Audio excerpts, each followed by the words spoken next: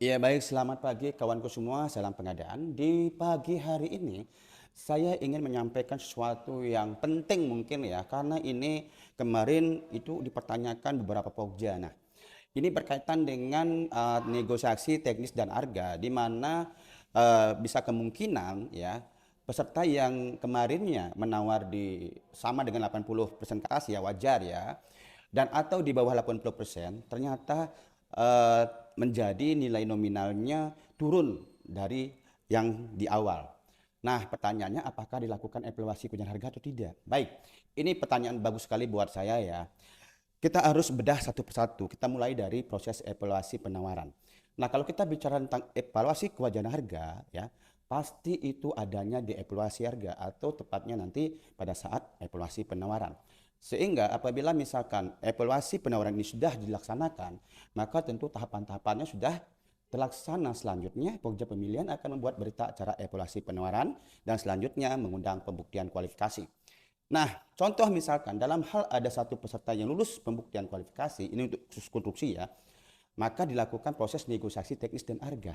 Nah, negosiasi teknis dan harga ini tidak berbicara apakah nanti akan turun harga yang menyebabkan ada evaluasi kunjungan harga atau tidak. Karena pemahaman teman-teman di sini adalah dalam hal nilai penawaran atau koreksinya di bawah nominal 80%, maka dilakukan evaluasi kunjungan harga.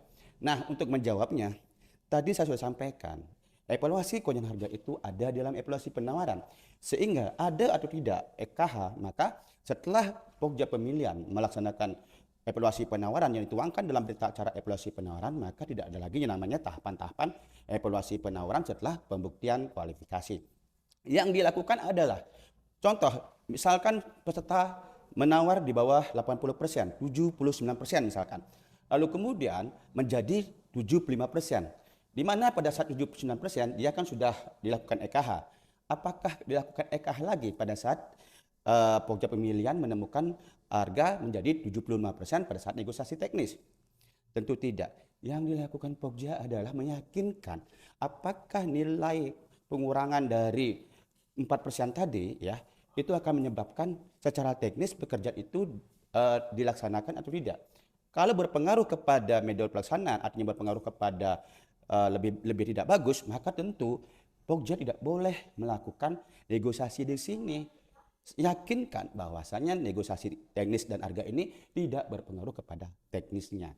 Ya, begitu teman-teman semua ya. Jadi, tidak ada evaluasi kewajaran harga pada saat kita melakukan negosiasi teknis dan harga.